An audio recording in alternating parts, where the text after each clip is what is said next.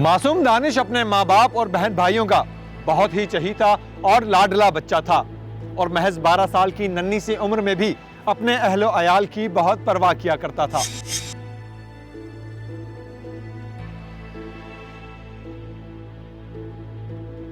नाज़रीन, जो एक बेईमानिया तरीके से कत्ल किया गया बच्चे का, जो पूरी एक कहानी हमने आपको दिखाई है कि 2003 की बात है। 2003 अगस्त के महीने में 13 और 14 अगस्त की दरमियानी शब में एक बच्चे को बेईमाना तरीके से कत्ल कर दिया गया। हक़ाइक़ क्या थे, क्या वाक़यात थे, उनके माँ बाप जो हैं उनसे मिलने के लिए हम आए हैं। उनके घर पर हम पहुँच चुके हैं और औरंगी टाउन 13 नंबर पर ये उनका घर है।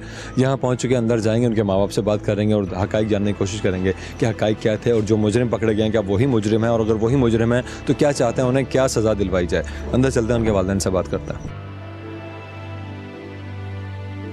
अब हम उस घर में मौजूद हैं जिस घर में वो बच्चा रहा करता था। उसके माँ बाप, बहन भाई जो भी हैं वो तमाम लोग यहाँ पर मौजूद हैं, उनसे बात करेंगे। अस्सलाम वालेकुम। वालेकुम सलाम। क्या नाम है अंकल आपका? मकबूल। मकबूल। अच्छा, आपके बेटे का क्या नाम था? दानिश।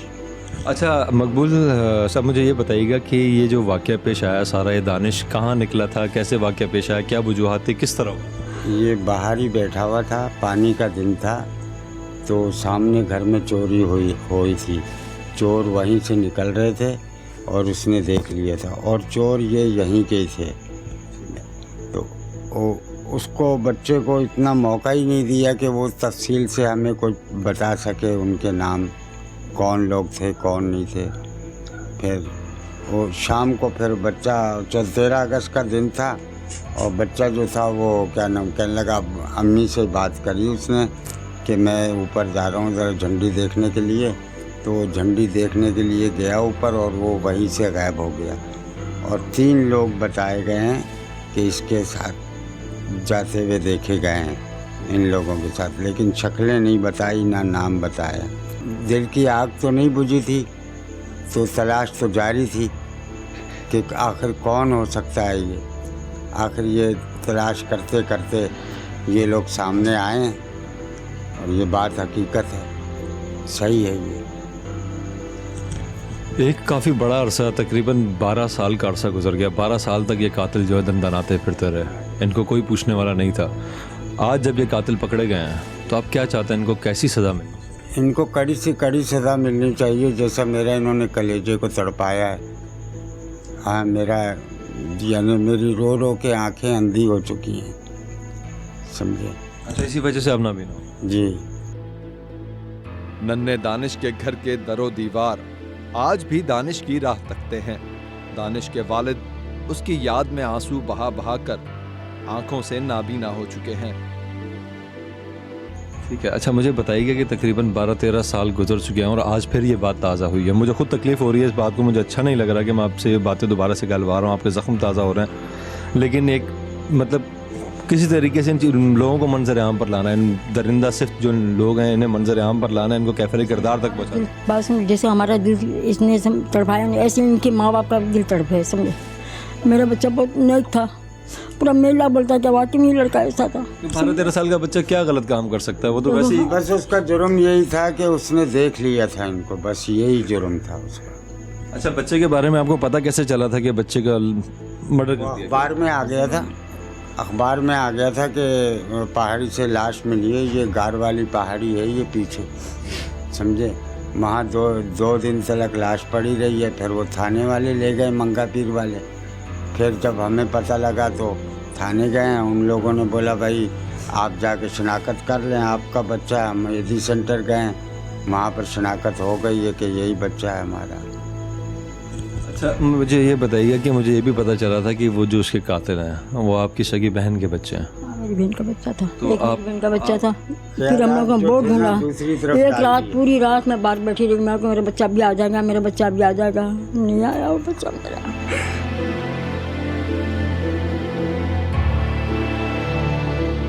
दानिश की माँ अपने लखते जिगर की तस्वीर सीने से लगाए दिन रात सिसकियां लेती रहती है और इस उम्मीद पर जिंदा है कि एक दिन अचानक दरवाज़ा खुलेगा और दानिश उन्हें मुखातिब करके कहेगा, देखो माँ, तुम्हारा दानिश आ गया।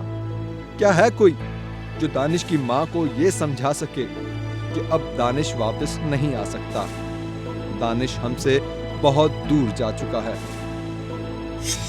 जाहिर है ये नौनिहाल जहां अपने माँ बाप की आंख का तारा था, वहां कौम का बेटा भी था। इस सानहे के बाद दानिश के माँ बाप पर जो गुजरी होगी वो लफ्जों में बयान करना नामुमकिन है। अम्मी जमा के होटल में काम करके मैं तुम्हारे लिए खाना लेके आता हूँ, खुद नहीं खाना खाता था, हम लोगों को खिलाता था। बोले कि अम्मी तुम्हारे जो बचेगा तो मैं खाऊंगा, नहीं तो मैं जोड़ो मेरे को। कितना ख्याल रखता था आपका? बहुत क्या बहन भाइयों में कौन से नंबर पे था ये चौथे नंबर पे है ना, तीसरे चौथे नंबर। कितने बहन भाई हैं उसके और? अभी 10 है। अच्छा, ये आप मुझे इसका सिर्फ इतना बताइएगा कि वो बच्चा जिस दिन घर से निकला था, आखिरी लम्हे उसने आपसे क्या बातें की थी, क्या क्या कहा? ये बोले नहीं मैं झंडे देख के अभी आ जाऊँगा अम्मी। बोले भाईजान के आने से पहले मैं आ जाऊँगा, क्योंकि इसका भाई नहीं निकलने देता था रात को ज़्यादा बाहर। बोले घर में रहो, तो मैंने बोला कि नहीं बेटा समझ के तू नहीं जा। तो बोला अम्मी अभी आ जाऊँगा, 5 मिनट में आ जाऊँगा। तो पहले बोला कि रोटी दे दो मेरे को, तो मैं मैं बाद में दूँगी, तू पहले जल्दी देख के आ जा। और मेरा बच्चा खाना तो नहीं खा सका मेरे। झंडियाँ लगी हुई थी ऊपर इधर। हम समझे किसी के साथ निकल तो नहीं गया, चला तो नहीं गया, बाहर निकल गई थी बच्चे की पूरी। बच्चे की आग बाहर निकाल दी थी और यहाँ से समझ के निशान थे, फांसी दी, क्या पता क्या करा। जब वो दम नहीं निकल रहा होगा तो फांसी दी होगी, इसका ही नारा निकाल के फांसी दी। गले के अंदर रस्सी बांध के उसको।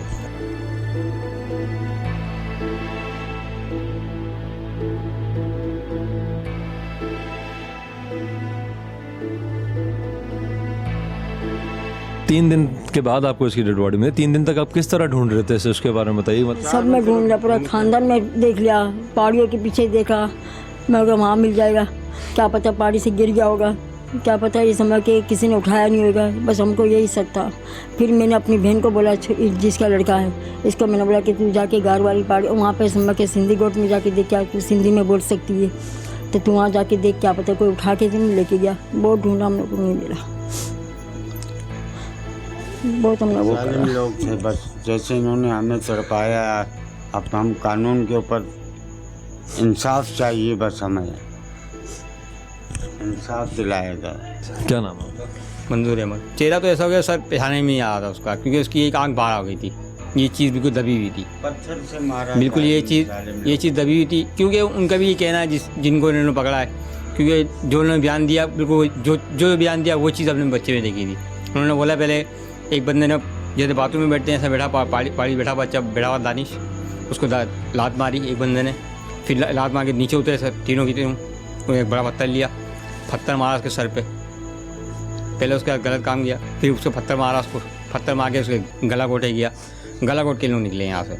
अच्छा सिस्टर, मुझे ये बताइएगा कि आपने शनाख्त, छोटा भाई आपका, मतलब आपके लिए तो बच्चों की तरह होगा आपके, आपने उसको गोद में खिलाया होगा, आपके साथ खेला कूदा होगा सब कुछ, तो क्या हालात थे उस वक्त, क्या वाक़यात थे आपने जो सब कुछ देखा? हालात तो बहुत ख़राब थे उस वक्त। जिस वक्त हमने वो पता चला था कि भाई की डेड बॉडी उधर गई हुई है शराब कोट से, हमको ले उठाना है, तो फिर जब मैं लेने गई तो फिर शनाख्त किया भाई ने, मैंने तो आधा चेहरा जो था उसको ठीक से नहीं दिखा जा रहा था, दूसरे चेहरे पे इसका तिल था।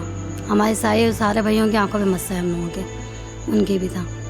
उसकी वजह से पहचाना और पैरों से पहचाना था मैंने उसको। पैरों से कैसे पहचाना? इसके पैर अलग ही थे, छोटे से पैर थे इसके, एक नाखून कटा था, लूम का काम करता था ना, तो अक्सर पैर। इन जालिमों ने इतना भी नहीं छोड़ा कि कोई उसे पहचान सके, उसका चेहरा तक कुछ जी। क्योंकि मुलजिमान ने पहले तो दानिश को पहाड़ी से नीचे फेंका, फिर फंदा लगाया, और फिर भी जालिमों को सुकून ना मिला, और दानिश का चेहरा एक जानिब से पत्थर मार मार कर मुकम्मल तौर पर कुचल दिया था। दानिश की बड़ी बहन और बड़े भाई ने दानिश को उसके पाँव के एक नाखून पर लगे कट और चेहरे के एक जानिब मौजूद बर्थ मार्क से पहचाना था। आपको याद आता है अपना बेटा आज भी? याद नहीं आएगा। कितना है? 14 में जाता है जब हमारे घर का हालत देखो। मोहल्ले के एक शख्स याद करता है, क्योंकि माशाल्लाह मोहल्ले में बहुत से लोगों के काम भी करता था। उसको पहाड़ी वालों ने देखा जाता, पानी भरना, सौदा लाना, हर काम माशाल्लाह। यही बात है, आंखें अश्क बार हो जाती हैं बंदे की जब ऐसे हालात देखता है। कहाँ से आदमी आए थे, हमारे को तो ये नहीं पता कि ये लोग कहाँ से आए हैं, इतना लोग था यहाँ पे। आपके फर्स्ट कज़न भी हैं, खालाजाद भाई भी हैं आपके, वो तो आप क्या चाहती हैं कि कैसी सज़ा होनी चाहिए? इसको भी फांसी होना चाहिए। मेरा कज़न, मेरे इसमें के बहन का लड़का नहीं, मैं इसको भी बोलती कि इसको भी फांसी दो, क्योंकि जैसे मेरा दिल तड़पा है ना, ऐसे इसके माँ बाप का भी दिल तड़पे। और बस बहुत याद आता है, क्या किया जाए। बस क्या ये आंखें अंधी हो चुकी हैं उसकी यादों में, उसकी तस्वीरें आ जाती हैं ख्वाबों में, बस और क्या करें। नज़र तो आता नहीं है मेरे को, रो रो के मेरी आंखें अंधी हो चुकी हैं। पाकिस्तान की आज़ादी का दिन मना रहे, लेकिन इस घर की तो कैफियत ही कुछ और होती होगी। घर में क्या मत है मेरे घर में। मेरा बच्चा छोटा बोलता है कि अम्मी मेरे को कपड़े पहना दो। मैं नहीं बेटा, हमारे घर में एक भाई में चला गया है, अब हम कुछ भी नहीं कर सकते।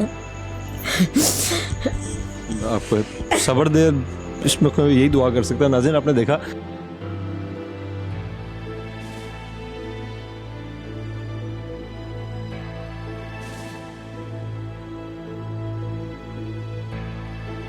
तो इतना दूर से पानी ला के बोलेगा अम्मी तुम फिक्र नहीं करो, तुम्हारा बेटा है ना, तुमको पानी से प्यासा नहीं रखेगा।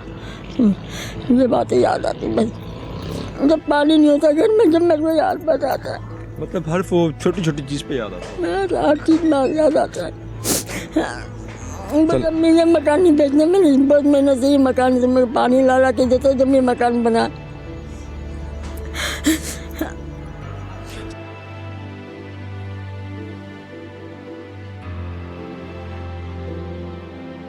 यहाँ से मुझे थोड़ा सा वो बताइए कि यहाँ से वो जो पहाड़ी जहाँ पे वो लेके गए थे बच्चे को, जो झंडियाँ देखने गया था, वो किस तरफ है यहाँ से?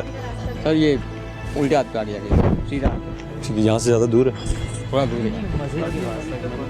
तो आप दिखा सकते हैं मुझे? नाज़रीन, वो जगह देखेंगे, वो पहाड़ी जहाँ से उस बच्चे को जो है, पहले उस बच्चे के साथ जाती की गई, उसके बाद उसको बच्चे को जो है उस पहाड़ी से नीचे फेंका गया।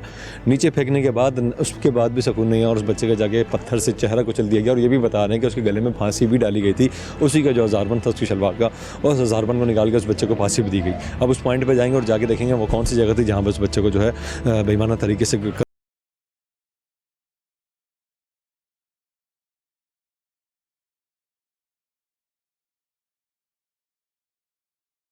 ये वो गलियां हैं। यहाँ से लेते हुए बच्चे को गए और यहाँ से आगे देखते हैं किस जगह पर लेके जाके अपने उस बच्चे को कत्ल किया था।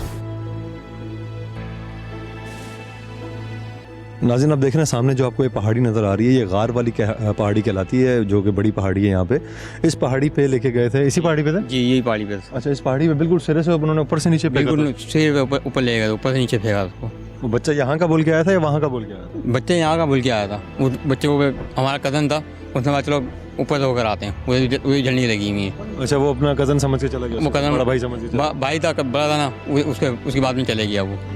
ठीक है नाज़रीन, आपको ये पहाड़ी हमने दिखाई है, ये पहाड़ी है जहाँ से उस बच्चे को फेंका गया था, बहाने से ले गया था। बच्चा इस जगह पर आया था जो घर के बिल्कुल बैक साइड पे उसकी पहाड़ी है, यहाँ आया था कि यहाँ से जो है वो देखूँगा रौनक है। यहाँ पे 14 अगस्त की रात को जो है 13 अगस्त की और 14 अगस्त के दरमियानी शब जो रौनकें होती हैं, चरागा होता है, झंडियाँ वगैरह होती हैं, वो देखने के लिए यहाँ पर आया था। लेकिन वो एक नासूर शख्स उसे यहाँ से, जो रिश्ते में तो उसका खालाजाद भाई है, बड़े भाई की हैसियत रखता है, भाई कहलाने के काबिल नहीं है, इंसान कहलाने के वो शख्स काबिल नहीं है, वो इसे यहाँ से लेके गया उस पहाड़ी पर, उस पहाड़ी से उसने उसको नीचे फेंक दिया और फिर भी तसल्ली नहीं, उसका चेहरा पत्थर से कुचल दिया ताकि उसको पहचाना ना जा सके। बहरहाल कोशिश करते हैं उस पहाड़ी पे भी जाने की, वो जगह आपको दिखाते हैं।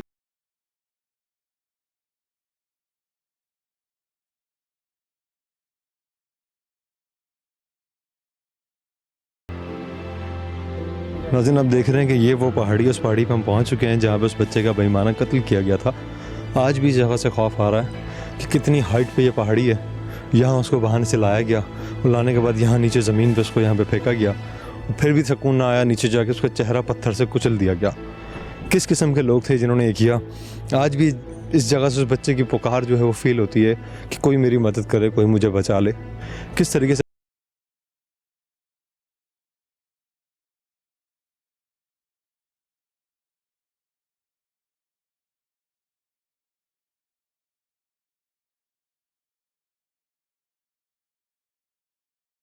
इख्तिताम में आज कोई सवाल नहीं, बल्कि अरबाब इख्तियार को सिर्फ ये याद दिलाना चाहूंगा कि ये दुनिया फानी है, यहां कोई हमेशा नहीं रह सकता। मुझ समेत सबको एक दिन इस दुनिया को अलविदा कहना है, आपको भी। आपको हमारा आज का प्रोग्राम कैसा लगा, अपने फीडबैक से जरूर आगाह कीजिएगा। हमारा ईमेल एड्रेस है rh@jagtv.com। अगर आप भी टीम रंगे हाथ का हिस्सा बनना चाहते हैं तो हमारा फेसबुक पेज ज्वाइन कीजिए। हमारा फेसबुक पेज है RANGAYHAATH रंगे हाथ। अगले हफ्ते किसी नए मौजू के साथ दोबारा हाजिर होंगे। तब तक के लिए बिलाल मिर्जा और टीम रंगे हाथ को दीजिए इजाजत। अल्लाह निगहबान। पाकिस्तान जिंदाबाद।